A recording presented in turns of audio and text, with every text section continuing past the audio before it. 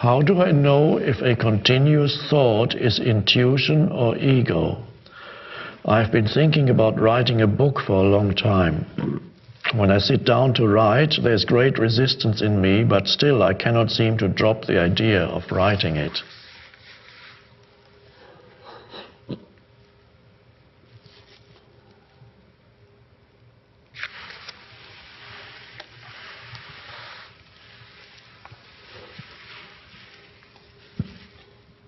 Now, you need to look within to find out whether you have an idea that writing a book would be a good thing to do, or whether there's something in you, perhaps you'd not clearly formulate it, whether there's something in you that wants to be written or wants to be given birth to. So if it's just an idea in your head that it would be great to be a writer, wouldn't it? Okay, I think I'm going to write a book because it would be so great to be a writer, and to have written a book must feel wonderful. Of course, that's an egoic thought.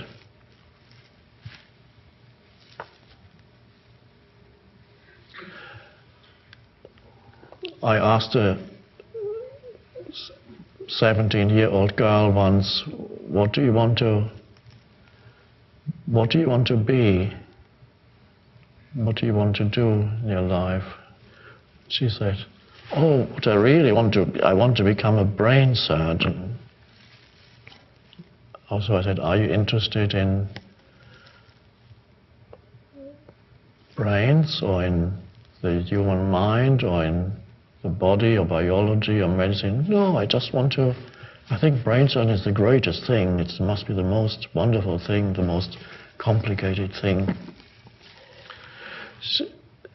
She wasn't interested in any of the things that are the essence of being a brain surgeon, but she had an idea that it would be great to be a brain surgeon.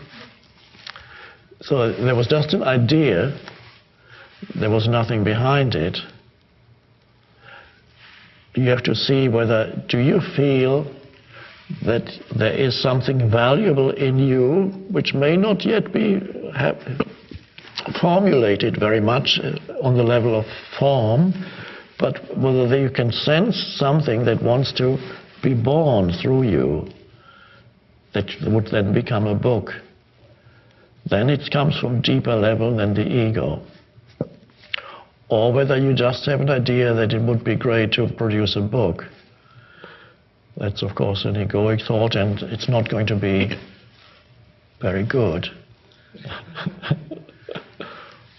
Now, let's say there is something that wants to express itself through you. I don't even know whether this book that you feel you want to write, is it fiction, is it non-fiction? Do you have a story do you feel that these characters already exist in embryonic form somewhere in you, or is there a story, something that already you can feel in embryonic form existing in you? Or do you have something to say to this world? Maybe it is non-fiction, who knows what it is, something spiritual, perhaps it's a spiritual book, but is it? And so if, let's say, there is something that you feel wants to come out through you, and when you sit down, yes, even then you may still find resistance, because there's a momentum to your normal life, and to bring out into form that which still largely exists in the realm of non-expression, halfway between form and formlessness. To give birth requires an intensity of focus, so you have to, first of all, give yourself the space where this intensity of focus can be there, not sit down at a desk or whatever and say, okay, Can't think of any. It's not coming out. I'll better have a cup of tea first, and then just go back.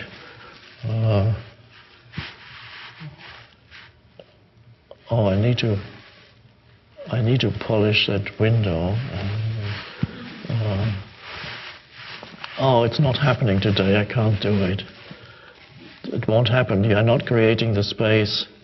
You need to, and this is a recommendation, if you do feel you have something within you that wants to be born through you, you need to provide the space for it to happen every day if possible, or on a regular basis. So you have a space of an hour, 2 hours, 3 hours that is set aside for this to come out, to come through you. And then you sit there and you, let's say no writing happens, at least you give the space of 1 hour where you honor that space, and if you only write 3 words, at least that's a start. Maybe 1 sentence within that 1 hour that comes, or 2 sentences, or maybe nothing at all, but it's better to write something, see what comes, whether you can give form to that which wants to come through you. And then gradually a certain momentum builds up as you write a little bit more. And there needs to be total presence and total focus on just that, and an openness. The great thing, the vital thing about the book is you receive it as a kind of inspiration. Then your mind has to give it form. So it's a form and formlessness, giving birth.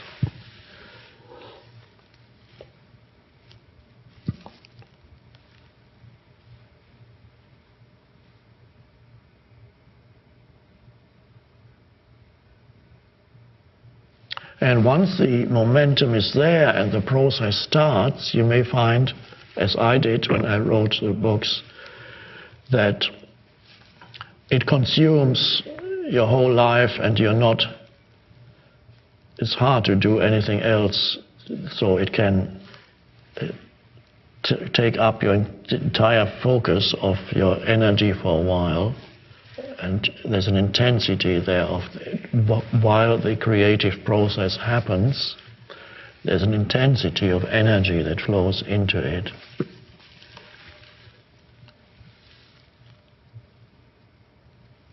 When I wrote A New Earth, I noticed I couldn't pay attention to anything else, so my place became more and more messy, because there was continuous focus. And even now I haven't dealt with the mess that accumulated then. It's still there. It's creative disorder.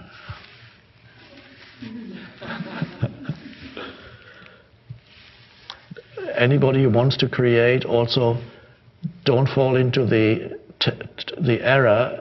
It's an excuse of the mind that says, I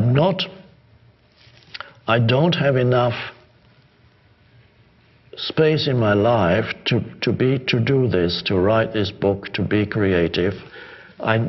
There's too much going on in my life. If it really wants to come through you and you give it, there's always a time you can choose to give it space. Even if you have to get up 2 hours earlier.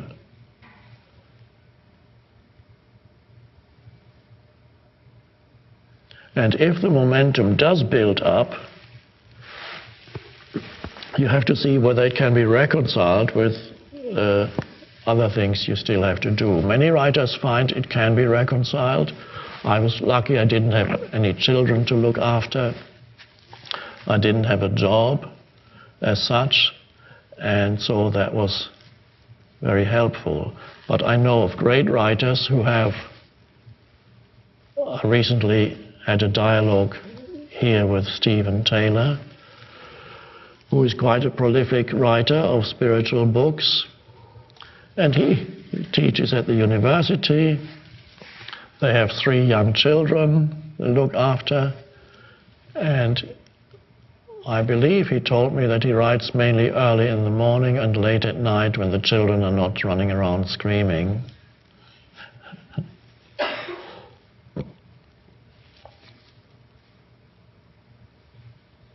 And you will find, if you look at the history of great books, under what circumstances they were written, whether it's fiction or non-fiction, you often find that they were written not in the ideal conditions that one would think for writing a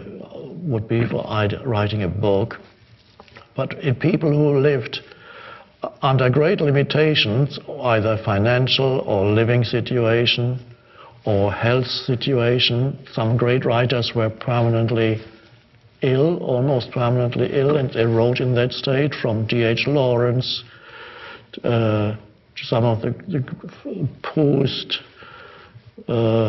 Nietzsche, very good writers, continuously ill, and yet they produced their creative work under extreme limitation. It's almost as if the limitation created the pressure for the creation to happen.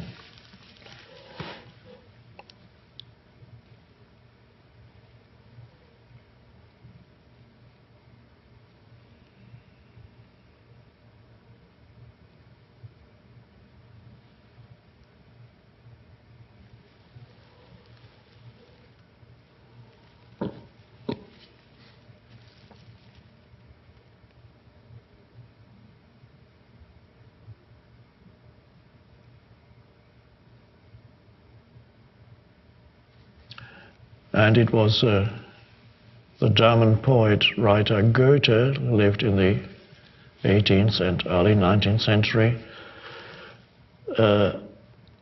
He observed once that, he said, no great book was ever written in luxury surroundings, or as he put it, in a luxury room. No great book was ever written in a room, a luxurious room. One would think that people who don't need to work for a living, like aristocrats, would have produced the greatest works in the past. But if you look, very few of them did. The great works were produced by people who were struggling, and so they were forced into presence, and then out of that presence, the aristocrats were not forced into presence, they were enjoying all the wonderful things of sensory pleasures and even cultural pleasures, reading another book and talking about it and listening to good music, and they were not forced into presence by life, unless they had an illness or something that could perhaps do it.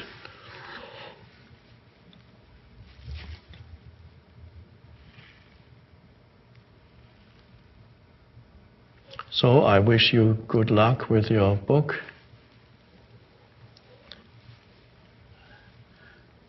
Send me a copy when it's done.